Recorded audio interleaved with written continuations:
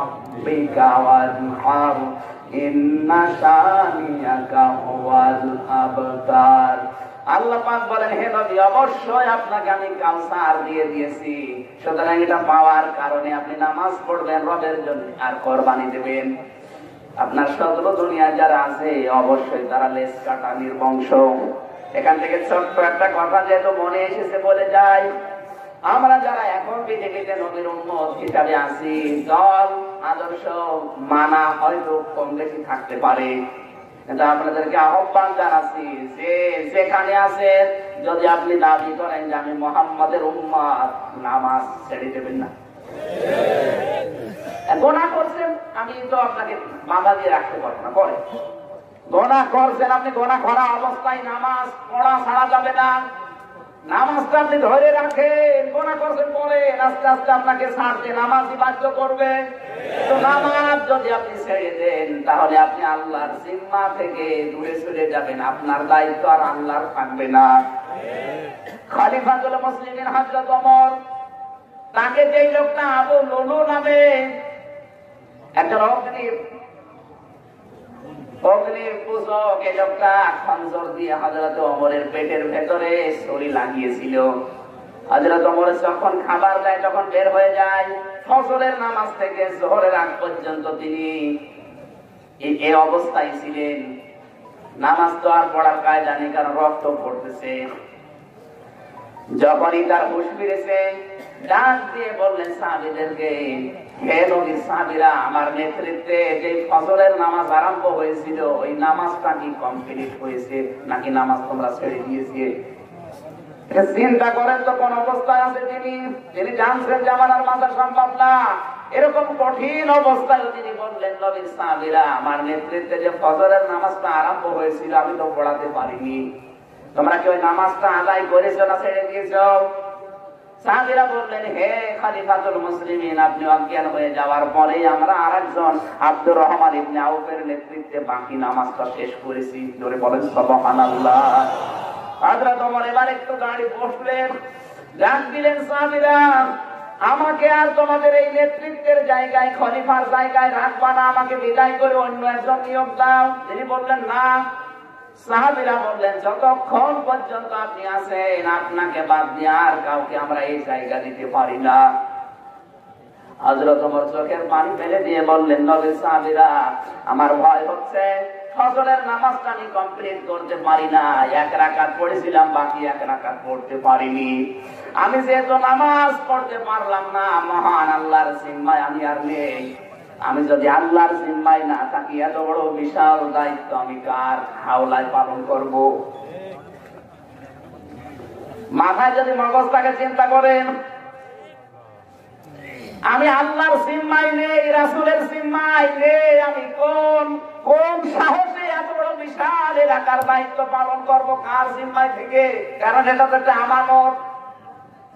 আর আপনি নামাজই পড়েন না, জোর করে দায়িত্ব নেওয়ার জন্য হাওলাত, আপনি কি নিয়ে পালন করবেন? আপনি তো আল্লাহর জিম্মায় নেই। এই জন্য যারা নামাজ পড়ে না, আল্লাহর বিধান মানে না, তারা আল্লাহর হাওলায় যেত নেই। ওরা মুসলমানের অন্তত নেতৃত্ব দেওয়ার অধিকার রাখে না। কথার ওজন যদি টের না পান, আমার মনে হয় আপনাকে ছড়ি কোদাল দিয়ে ছাড়া বোঝানো সম্ভব নয়।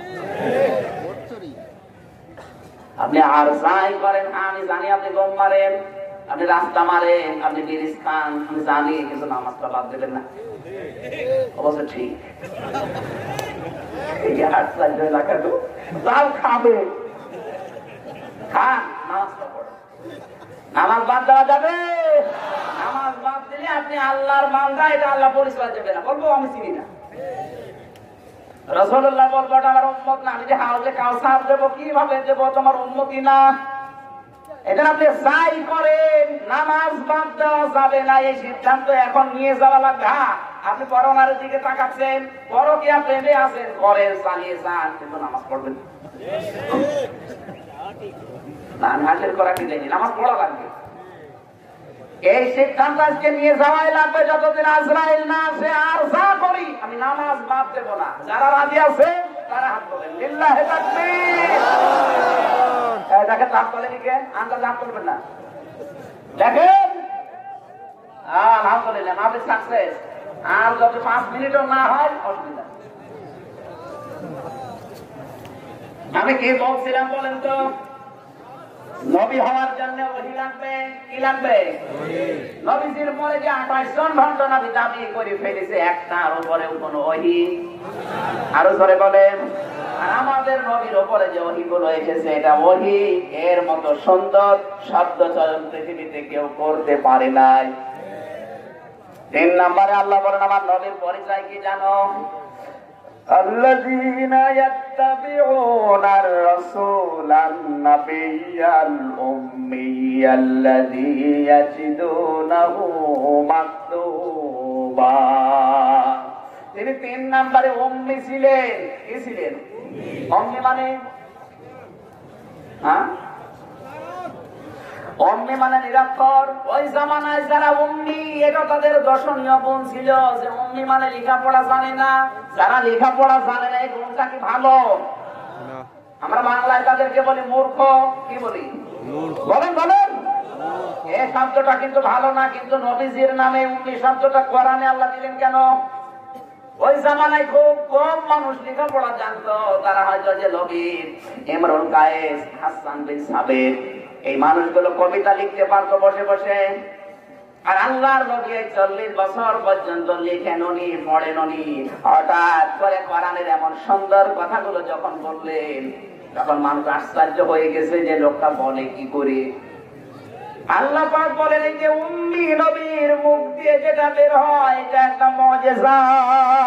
সুবহানাল্লাহ। তোমরা এত বড় বড় শিক্ষিত মানুষ একটু তৈরি করে দেখাও তো। কাজী লবি, কবি লবি, এত বড় কবি ওই সময় মিনিটের ভেতরে কবিতা বানিয়ে ফেলতো। ইমরুল কায়েস কাবা শরীফে নবীজি যখন লটকিয়ে দিলেন ইন্না আ'তাইনাকাল কাউসার, একাধারে 7 দিন ওরা ওটা দেখার পরে বানাতে তো পারেই নাই। ওরা লিখে দিয়েছে ইন্না হাযা লাইসা কালামুল বাশার, এটা দুনিয়ার কোন মানুষের বাক্য না, এটা আসমানি আওয়াজ। আমার ফরেজপুরবাসী, আমি এখান থেকে যেটা আপনাদেরকে দিতে চাই, উম্মি এই শব্দটা আল্লাহ যেহেতু কোরআনে বারবার দিয়েছেন, এটা কিন্তু সবার জন্য দর্শনীয় না। এমন এমন শব্দ আছে যেটা কিছু মানুষের জন্য দর্শনীয়, কিন্তু ওই শব্দটাই আর একজনের জন্য প্রশংসনীয়। যেমন অহংকার। অহংকার এই শব্দটা ভালো, এই গুণটা কি সবার জন্য ভালো? অহংকার করা মানে খারাপ। অহংকার মানুষকে আমরা সবাই অপছন্দ করি, এখন বলে না কেন? কিন্তু অহংকার আমার আল্লাহর ক্ষেত্রে দর্শনীয় না, এটা প্রশংসনীয়। আমার আল্লাহর নাম হচ্ছে জব্বার, কাহার। অহংকার আমার আল্লাহ চাদর, ইজার। এজন্য এই গুণটা তার জন্য দর্শনীয় না, তার জন্য প্রশংসনীয়। উম্মি শব্দটা সাধারণ মানুষের জন্য দর্শনীয়, কিন্তু বিশ্ব নবীর জন্য প্রশংসনীয়। কারণ তিনি 40 বছরের আগে লেখাপড়া জানতেন না। এমন এমন কথা তিনি কোরআন দিয়ে বলেছেন যেটা সাধারণ উম্মি মানুষের দ্বারা সম্ভব না। জোরে বলেন সুবহানাল্লাহ। আমরা মুহাম্মদ ইবনে আব্দুল্লাহর পরিচয় পেলাম কয়টা? বলেন। 1 নম্বরে তাকে মানা লাগবে, অনুসরণ করা লাগবে। কি হিসাবে? 2 নম্বরে নবী হিসাবে যদি মানতে চান, তার যে সংবাদ, তার পুরা সংবাদ আছে কোথায়? এই কোরআন তাকে মানা লাগবে। কথা বলেন ঠিক কিনা? এই কোরআনের ভেতরে একটা আয়াত আছে সূরা তাহরিমের 12 নম্বর আয়াত, অদরাবাল্লাহু মাসালাল লিল্লাযিনা আমানু মারআতা ফিরআউন। নাকি বানালাম? সম্মানিত মা বোন যারা আছেন তাদেরকে বলছি একটু খেয়াল করবেন।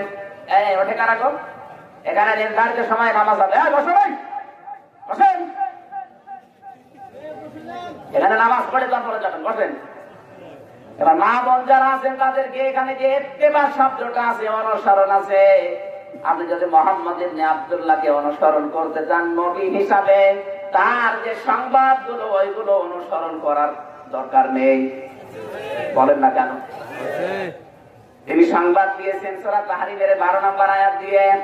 পৃথিবীর যত মুমিন বান্দা বান্দি আছে তাদের দৃষ্টান্ত হিসাবে আল্লাহ একজন মেয়ে লোকের নাম বলছে, তার নাম না না এখানে আসিয়ার নাম আল্লাহ সরাসরি দেননি, ইমরাতা ফেরাউন দিয়েছেন, ফেরাউনের স্ত্রী। আল্লাহ মনে হয় নাম জানতেন না, তাই বলেন না কেন? আল্লাহ নাম জানার পরেও কেন ইমরাতা ফেরাউন দিলেন? দুইটা কারণ আছে। এক নম্বরে যে সমস্ত মেয়েদের স্বামী আছে তাদের নাম আল্লাহ কোরআনে দেয়নি, যাদের স্বামী নেই তাদের নাম আল্লাহ কোরআনে দিয়েছে। হযরতে মরিয়মের স্বামী ছিল, তার নাম নেই। যাদের স্বামী আছে যেমন খাদিজাতুল কুবরা, নাম আছে কোরআনে। হযরতে আয়েশা, তার নামে আল্লাহ আয়াত নাযিল করেছে তার ব্যাপারে, কিন্তু তার নাম সরাসরি। ফেরাউনের স্ত্রী আসিয়া, তার স্বামী যদিও খারাপ কিন্তু স্বামী আছে, এই কারণে আসিয়ার নাম আল্লাহ সরাসরি বলেন না কেন? এখান থেকে যে শিক্ষাটা নিতে হবে, মেয়েরা মা বোন যারা এসেছেন আপনাদেরকে বলছি, স্বামী যাদের আছে এটা কিন্তু অনেক দামি জিনিস। দাঁত পড়ে গেলে যখন মর্ম বুঝবেন তাদের, স্বামী যাদের আছে যদিও খারাপ তারপরও আপনাকে গুরুত্ব দেওয়া লাগবে। যখন থাকবে না কত কিছু যে দুনিয়ায় হারাবেন আপনি এখন টের পাচ্ছেন না। স্বামী এখন মরে যাক, দেখেন আপনাকে কোন নজরে মানুষ তাকায়। কথা বলেন, উল্টা পাল্টা ধারণা তো করবে, মাঝে মাঝে আপনার ঘরের দরজায়ও হামলা দিতে পারে। আর খারাপ ধারণার তো ইয়ত্তানে একটার পরে একটা বদনাম আপনার নামে মানুষ দিতেই চাইবে, চেষ্টাও চালাবে, আপনার দিকে খারাপ নজরেও তাকাবে। কিন্তু স্বামী যতদিন আছে অন্তত এইগুলো থেকে আপনাকে আল্লাহ বাঁচিয়ে রাখবে। এত বড় কঠিন অত্যাচারী ছিল তার স্বামীর। হাতের ভেতরে ব্রেক লাগিয়েছে, পেরেক লোহার শলাকা লাগিয়েছে পায়ের ভেতরে, কপালে ব্রেক লাগিয়েছে, মাথার চুলে আগুন লাগিয়ে দিয়েছে। অত্যাচার গুলো চালাচ্ছে ফেরাউন এবং তার লোকজন দিয়ে। ডাক দিয়ে শুধু বলছে, একবার বল মশার খোদা মিথ্যা, আমি ফেরাউন আসল খোদা। শিরক যে মেরে ফেললেও করা যায় না, এটা তার প্রমাণ। এই পৃথিবীতে ইমানদারদের জন্য আল্লাহ ইমান কিভাবে টিকিয়ে রাখতে হয় দৃষ্টান্ত দিতে গিয়ে ফেরাউনের স্ত্রীর নাম দিয়েছেন কোরআনে। এত অত্যাচার জুলুম নির্যাতন চলছিল, আমার আল্লাহ জান্নাতকে জিবরাইলের মাধ্যমে বললেন ওর সামনে তুলে ধর। জান্নাত সামনে দেখতে পেয়ে তিনি বললেন, ইযে ক্বালাত রাব্বি বিনি ইনদাকা বাইতান ফিল জান্নাতি ওয়া নাজ্জিনি মিন ফিরআউনা ওয়া আমালিহি ওয়া নাজ্জিনি মিনাল কওমিজ যালিমিন। সম্মানিত মা বোন যাদেরকে উপস্থিত দেখতে পাচ্ছি, যারা পর্দার আড়ালে আছেন, আপনাদের এই একটা ওয়াজি যথেষ্ট। এত বড় কঠিন অত্যাচার চলছে, তিনি বলছেন, হে আল্লাহ আমার এই অত্যাচার থেকে তুমি যেন রাগ করো না, তোমার যেন গোসা না হয়। তুমি জান্নাত আমাকে পাঠিয়েছো দেখার জন্য না, ওই জান্নাতের ভেতরে এমন একটা ঘর তুমি আমাকে বানিয়ে দাও যেখানে বসে বসে তোমারে দেখা যায়। অনাজ্জিনি একালিপ টান আছে, অনাজ্জিনি মিন ফিরাউনা, তুমি আমাকে বাঁচাও, তুমি আমাকে রক্ষা করো ফেরাউনের কবল থেকে, তার অত্যাচার থেকে, এবং সে যাদেরকে দিয়ে অত্যাচার করায় জালেম সম্প্রদায় থেকে তুমি আমাকে বাঁচাও। কিন্তু তুমি আমার স্বামী ফেরাউনের উপরে রাগ করো না, জুলুম করো না, তার উপরে অত্যাচার করো না। আপনি একটু চিন্তা করেন তো, এত বড় কঠিন অবস্থা, যেখানে ব্রেক লাগানো, হাতের ভেতরে জীবিত মানুষ, মাথার চুলে আগুন লাগিয়েছে, পায়ের ভেতরে ব্রেক লাগিয়ে জ্বলন্ত ফুটন্ত তেল তার শরীরের ভেতরে ছেড়ে দিয়ে চামড়া গুলো সব খসে যাচ্ছে। এই কঠিন অবস্থায় তিনি স্বামীর জন্য বরদোয়া দেননি, তিনি বলেছিলেন, আল্লাহ তুমি আমাকে বাঁচাও স্বামীর অত্যাচার থেকে, কিন্তু আমার স্বামীর উপরে তুমি অত্যাচার করো না। আর আপনি একটা সাবান কম হলে গালি দেন, আপনি মানুষ।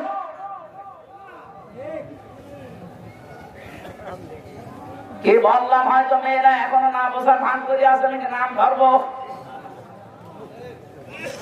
আমি জানি যে আগামী বছর আমারে আপনারা অনেক বউ বলবো, হুজুর যেন না আসে। আমি আপনাদেরকে ভালোবাসি, আল্লাহর কসম আপনাদের আমি বাঁচাতে চাই। মাঝে মাঝে আমি দেখতে পাচ্ছি সমাজের দৃশ্য দেখে অধিকাংশ মেয়ে লোক জাহান্নামে যাবে শুধু তার স্বামীর গোচ্ছার কারণে। এখানে যারা বসে আছেন 100 জনের প্রায় 95 জন এ কোরআন শরীফ আপনি মাথায় নিয়ে বলেন তো আপনার স্ত্রীর উপর আপনি 100 ভাগ রাজি আছেন? এই তুই বল। এই কথা আছে। হাফেজ কোরআনের হাফেজ না বলতে বিপদে আছি না। আমি যা হয় হবে আমি কোরআন সামনে নিয়ে বলছি আমি সহ এই হাফেজ সাহেব সহ। কথা বলে না কেন? এরপরে যদি মেয়ে লোকের মন ভালো না হয় খালি নামাজ পড়ে রোজা রেখে কালো বোরকা পরে ঘুর করে ঘরে মনে করছে জান্নাত তোমার বাবা। স্বামী যদি জায়েজ কোন কাজে আপনার উপরে নারাজ থাকে আকাশ দিয়ে উড়ে গেলেও আপনি জান্নাতে যাবেন। এই কথা শুনলে ওরা আমার ভালোবাসবে, আমি ওদেরকে ভালোবাসি এই জন্য বাঁচাতে চাই। আর এদের এই সাহস গুলো বেড়ে যায় কোন কারণে? আমি যতটুকু জানি অধিকাংশ মেয়ে লোকের সাহস বাড়ে ওর মা আর ওর বাবার কারণে। পেছন দরজা দিয়ে শুধু হাওয়া দেয়, কিছু হইলে তুই চলে আসবি তোর অন্য জায়গায় দিয়ে দেবো। এক মেয়ে 5 জায়গায় দিয়ে দিবা। অথচ নবীজি নিজে মেয়ে বিয়ে দেওয়ার পরে বলেছিলেন মা ফাতেমা আমার বাড়িতে যতদিন আছো খুব ভালোবাসেছি, খুব ভালোবাসা দিয়েছি, যত অধিকার আদায় করার করেছি, কিন্তু সাবধান আজকে একটা নতুন পৃথিবীতে পাঠালাম। আমার আলী যেন কোন জায়েজ কাজে তোমার উপরে নারাজ না হয়। সত্যি যদি আমার আলী তোমার উপরে কোন কাজে নারাজ হয়ে যায় আমি তোমার বাবা নবী হয়ে বলছি তোমার জানাজায় আমি কিন্তু যাব না। আজ দেশের বাবাগুলো যদি তার মেয়েকে এভাবে টাইট করতো সংসার ভাঙা বন্ধ হয়ে যেত। আরো উস্কানি দেয়, সাহস দেয়। আল্লাহ আমাদেরকে তাও ঠিক দিন মেনে নেওয়ার। আমি এবার নবীর কর্মসূচি 6টা, কয়টা? আর আমাদের কাজ হচ্ছে 4টা। 13টার ভেতরে 3টা শেষ হয়েছে, এখনো 10টা বাকি আছে। আসরের নামাজ পড়ে নিয়ে আবার আরম্ভ করছি। 4টা বাজে নামাজের সময় হয়ে গেছে, আর 1 মিনিট আছে। এই এখন আর কারো কথা না থাকলে আমরা নামাজ পড়বো। নামাজ পড়ে কি কথা আছে?